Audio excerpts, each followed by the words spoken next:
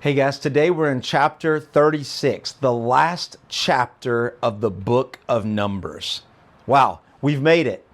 And what's interesting about the last chapter of Numbers is, I don't know if you read it, but it's kind of disappointing, right? You think about all that we've been. We started this book at Sinai. They left Sinai. They went to the edge of the promised land. They sent spies into the promised land. They come back. They didn't have enough faith in God to trust him to take him into the promised land. So God sends them out to the desert for 38 years, killing off a whole generation of men and women to bring them back around 38 years to stand at the border of the promised land to say, are you ready? Do you have enough faith?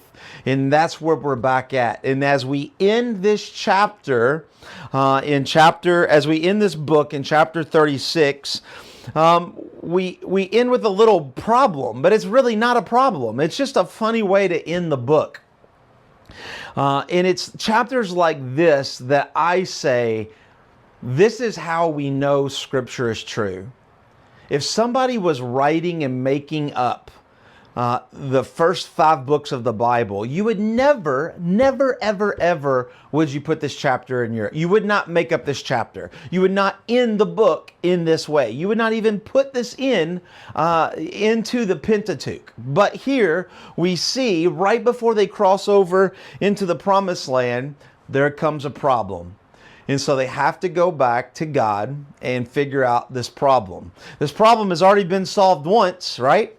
But we've got to solve it one more time. And so here we see these women that we've seen back in Numbers chapter 27. You remember these women came to Moses and they said, hey, our dad has died and we have no brothers. And so who gets the land? Who gets to inherit the land? There's nobody else in my family's land. And Moses said, that's a great question. Let me ask God. He goes away, he prays, he comes back and he says, okay, God says women can own land. You will inherit the land. That was back in Numbers chapter 27. Now they've had some time to think about it. And so now they come back to Moses and they said, hey, we got a problem. If we inherit the land and we marry another man, then his family will take our land. We are all from the tribe of Judah, and if we marry, whether or not they're from the tribe of Manasseh, but if we marry outside of the tribe of Manasseh, then our husband will take it, and then the tribe of whoever we marry outside of the tribe of Manasseh, then they will take that land. And now they start to invade the borders that each little family, tribe, clan has. So what should we do, right? Oh, God's answer wasn't good enough, right? God didn't give us the complete answer. He didn't foresee this problem. You see the problem here? Of course God foreseen the problem, right? They just didn't think it through. And so he says, our inheritance will be taken, verse 3. And it says, so it will be taken from the lot of our inheritance, verse 4, and when the jubilee of the people of Israel come, then their inheritance will be added to our inheritance as a tribe. If you remember the year of Jubilee, okay, Leviticus chapter 25, every 40 years they have a Jubilee. And in this Jubilee, it comes back and all the land that has been sold comes back to the original owner. Did you hear what I said? The land that was sold, not inherited, not given away, the land that was sold.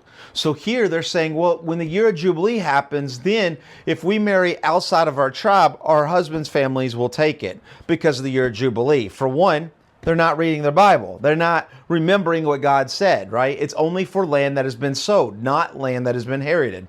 So they're saying that there's a problem, but there's not really a problem. And so Moses commanded the people of Israel saying, here's what you need to do. Don't marry outside of your tribe. Duh.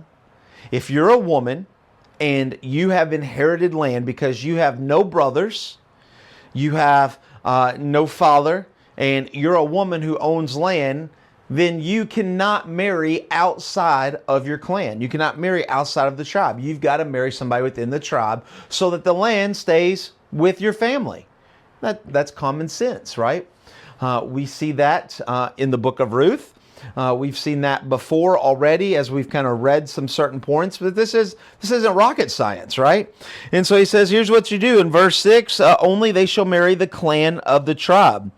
So no inheritance shall be transferred from one tribe to another, verse 9, for each of the tribes of the people of Israel shall hold on to its own inheritance.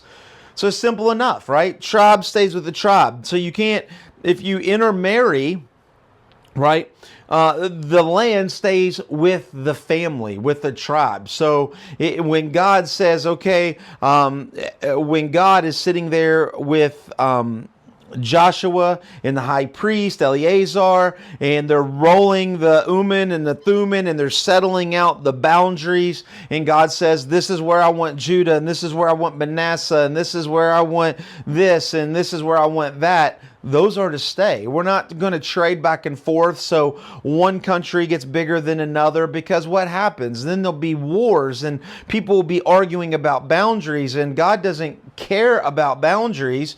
He set the whole land, the promised land, is for all of Israel, right? And so he's trying to prevent future arguments. Now, he's trying to, but we will see as we continue to read, there will always be arguments over the land of whose and is whose, right? But notice verse 13, right? So the simple solution, don't marry outside of your tribe. Got it. Verse 13, these are the commandments and the rules of the Lord commanded through Moses to the people of Israel in the plains of Moab. In the plains of Moab by the Jordan at Jericho. Do you remember the first chapter? The book of Numbers, do you remember the real name of the Numbers? What did the Hebrews name the book of Numbers? It's not Numbers. It's called what? You remember?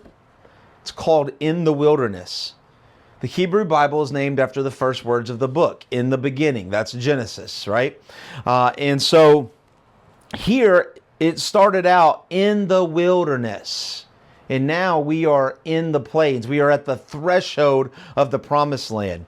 It's just one last verse, but it sums up the whole book. Remember, they started at Sinai. They went through the wilderness. They came to the edge of the promised land. Then they walked through the wilderness for 38 years. And now God has brought them on the Jordan side, the plains of Moab. They can literally see the Jordan River. They can see Jericho. They can see the mountain range that runs all the way through Israel. They can see the promised land. God has brought them. They started in the wilderness, and now they are on the threshold of the promised land. They are at the Jordan at Jericho. 40 years have completed of what we have read, and now tomorrow we will start the fifth book of the Old Testament, but kind of the conclusion of what we would call the Pentateuch, the first 5 books of the Bible, the law. And I cannot wait to start the book of Deuteronomy with you guys. So excited. We're done with another book, and we will see you tomorrow in Deuteronomy. God bless.